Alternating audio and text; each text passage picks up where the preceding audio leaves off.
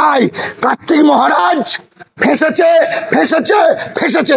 আবার বলছি শেষ কথা, দীপক ব্যাপারী স্বপন কারিগরদের মতো ডিজিটাল মিডিয়া ফেডারেশনের সাংবাদিকরা যখন কিছু বলবে বুঝে নেবেন এর সত্যতা 100%, কারণ পরীক্ষা না করে এরা কোনো কথা বলে না। 13 বছরটাই এত বছর পরে কেন, তাহলে এত বছর কেন রাম জন্মভূমি বাবরি মসজিদ হলো?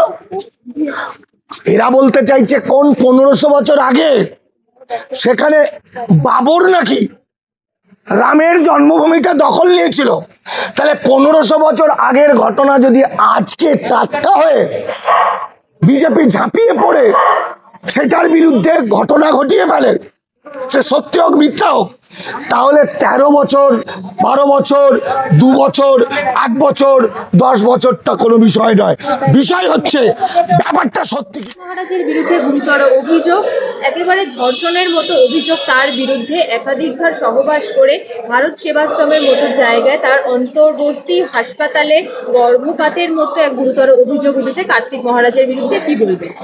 দেখুন, বাঙালি সমাজ ঘুমিয়ে আছে। বাংলা আজকে বেশ কিছুদিন কয়েক বছর ধরে ভয়াবহ বিপদের মুখে আছে এবং হিন্দুত্ববাদটাকে এমনভাবে তৈরি করা হয়েছে বাঙালি অন্ধ বোকা স্থবির হয়ে আছে। বাঙালি দেখতে পাচ্ছে না, বাঙালি দু চোখ খুলে দেখছে না। ফলে এই উত্তর 24 পরগনা নাকি দক্ষিণ 24 পরগনার সন্দেশখালী থেকে শুরু করে আমাদের নন্দীগ্রাম, তারপরে এই যে মুর্শিদাবাদের সন্ত্রাসবাদী ইত্যাদি যত রকম বলে হিন্দুত্ববাদীরা RSS বিজেপি বাঙালিদের মাথা ঘুরিয়ে দিয়ে হিন্দুত্ববাদকে জাগিয়ে তুলে বাংলাকে দখল করতে চেয়েছে, ততবারই ডিজিটাল মিডিয়া ফেডারেশনের ছেলেমেয়েরা ঝাঁপিয়ে পড়েছে এবং দেশপ্রেমিকের মতো চিৎকার করে তারা প্রচার করে দিয়েছে আসল সত্যিটা কোথায়। কারণ যতবার মিথ্যা কথা বলেছে ততবার ডিজিটাল মিডিয়া যেন চুম্বকের মতো ধরে ফেলছে, যে কারণে ভয়ে আতঙ্কিত হয়ে শুভেন্দু অধিকারী বিজেপির নেতা, যে কারণে শুভেন্দু অধিকারী প্রেস কনফারেন্স করে বলতে বাধ্য হয়েছিল মানিক ফকির এবং দীপক ব্যাপারীকে ধরতে হবে। কেন না, এই মানুষগুলো ওদের বাড়া ভাতে ছাই দিয়ে দিয়েছে। আজকের যে ঘটনাটা ঘটলো কার্তিক মহারাজ, দেখুন আমি মানিক ফকির, আমি যেটা বিশ্বাস করি মনে মনে এবং আমি আমার ঘটনা পরম্পরা দিয়ে আমি বিশ্লেষণ করে দেখেছি, 1000 কোটি টাকা দিলেও দীপক ব্যাপারীর মতো সাংবাদিককে কেনা যাবে না, স্বপন কারিগরের মতো সাংবাদিকদের কেনা যাবে না। ডিজিটাল মিডিয়ায় এই যে কিছু ছেলে মেয়েকে লাখ লাখ টাকা দিলেও তারা কিনে নেওয়া যাবে না। ফলে তারা যখনই কিছু একটা বলবে বুঝে নিতে হবে যে এর সত্যতা আছে, তার কারণ এদের পিছনে সবসময় এদের ক্ষতি করার জন্য বসে আছে উকিল ফুকিলরা। ফলে এরা বাঁচার, ফার্স্ট এদেরকে বাঁচার চেষ্টা করতে হয়, দ্বিতীয়ত এদের প্রতিবাদ করতে হয়। ফলে একটা খারাপ কথা বা একটা মিথ্যা কথা যদি ময়ূর রঞ্জনের মতো এরা বলে ফেলে, এরা বিপদে পড়ে যাবে। দেখুন কার্তিক মহারাজের ঘটনাটা যেদিন ঘটে ঠিক সেই দিনই আমরা জানতে পেরেছিলাম, কারণ ভদ্রমহিলা যিনি ভিকটিম তিনি প্রায় 8 ঘন্টা ধরে দীপককে ঘটনাটা বলেছিল। যেটা ঘটে আজকে বং নিউজ লাইভের মতো ডিজিটাল মিডিয়ার সাংবাদিকরা এমনভাবে কাজ করেছে, তাদের বিভিন্ন মানুষের বুকে একটা বল এসছে যে এই রিপোর্টারগুলো আমাদের বাঁচাবে, এই রিপোর্টারগুলো আমাদের পাশে দাঁড়াবে। তাই বং নিউজ লাইভ কে যখন দীপককে যখন ডিটেলসটা বলে, দীপক তখন আমাকে বলেছিল, রাজু ঘোষকে বলেছিল, রাজু আমাকে বলেছিল, আমরা তখন ওইটাকে ভেরিফিকেশন করি নিজেদের মধ্যে এই সত্যিটা কতটা সত্যি। তারপর আমরা যেটা বুঝলাম এটা চূড়ান্ত সত্যি। 13 বছর আগে হোক নাকি 1300 বছর আগে হোক সেটা বড় কথা নয়।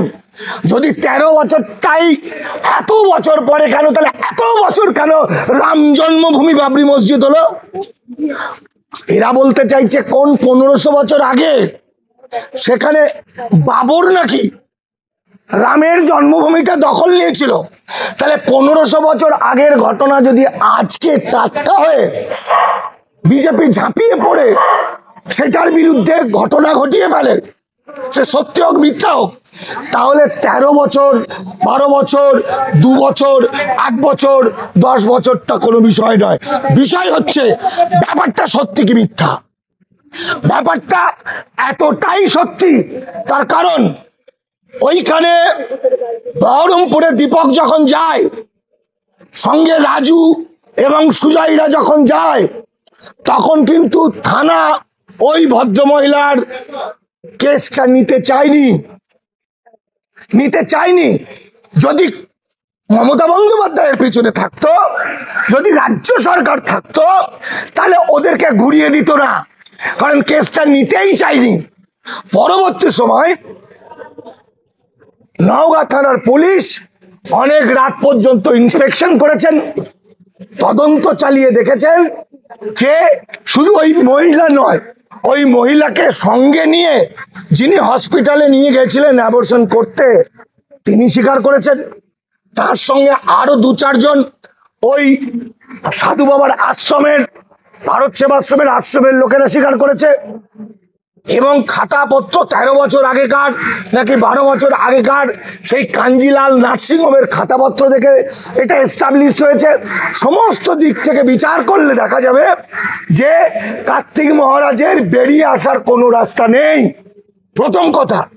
দ্বিতীয় কথা, এই নরাধম, এই অসভ্য নোংরা হিন্দুর নামে আজকে যে আমার স্বামী বিবেকানন্দকে কলুষিত করছে, অর্থাৎ স্বামী বিবেকানন্দ যে পোশাক পরতেন সেই গেরুয়া বসন পরে যখন একটা মানুষ একটা সন্ত্রাসবাদী হয়, দাঙ্গা লাগানো লোক হয়, যখন সে রেপিস্ট হয়, যখন সে বদমাইশ হয়, মিথ্যাবাদী হয়, তখন তার চেয়ে বড় অপরাধ আর হয় না।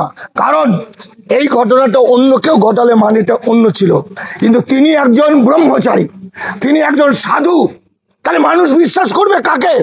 একটি অসহায় মহিলা যে একটা কাজের আশায় তার কাছে গেছিল, তাকে সে ভালো ব্যবহার করে কাজ দেওয়ার নাম করে তার উপর মেন্টাল টর্চার করেছে, তার উপর তাকে রেপ করেছে। সে যখন অন্তঃসত্ত্বা হয়েছে তাকে এক অর্থে ফেলে পালিয়েছে।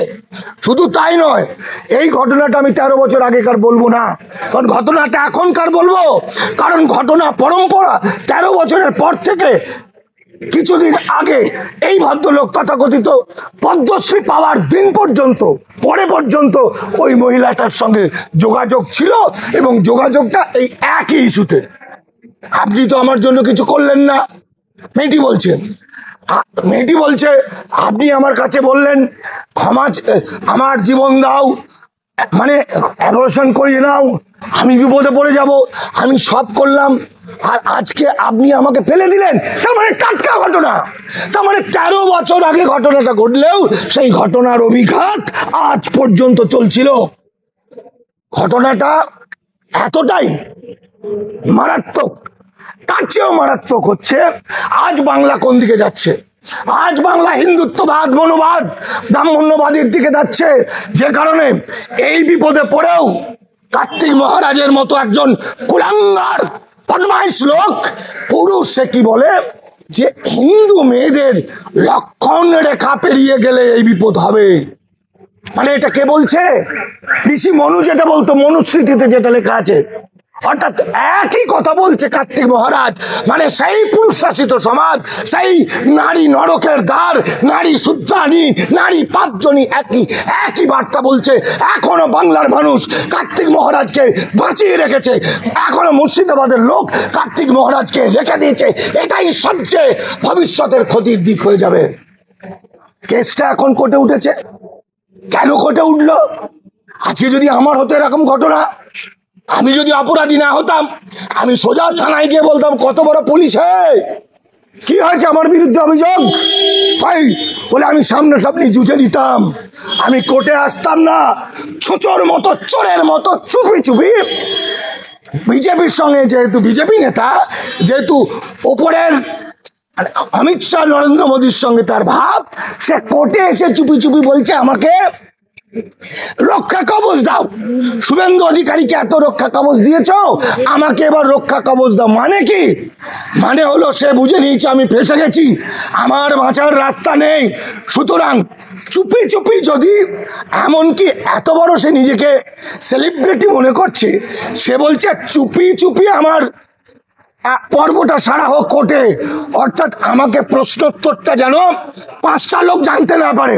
মানে এমন একটা মহামানব, মহামানব হবে না, একজন সাধু বাবা হয়ে একজন অসহায় মানুষকে ধর্ষণ করে তাকে বিপদের মধ্যে ফেলে দিয়ে তাকে অ্যাবর্শন করতে হওয়ার পর পালায়, সে তো মহামানব হবেই। সে এত বড় মহামানব, সে এখন বলছে চুপি চুপি আমার বিচারটা হয়। এই চুপি চুপি বিচার করার ক্ষমতা কোনো আইনি ব্যবস্থায় নেই। তাই কার্তিক মহারাজ ফেঁসেছে, ফেঁসেছে, ফেঁসেছে। আবার বলছি শেষ কথা, দীপক ব্যাপারী, স্বপন কারিগরদের মতো ডিজিটাল মিডিয়া ফেডারেশনের সাংবাদিকরা যখন কিছু বলবে, বুঝে নেবেন এর সত্যতা 100%। কারণ পরীক্ষা না করে এরা কোনো কথা বলে না।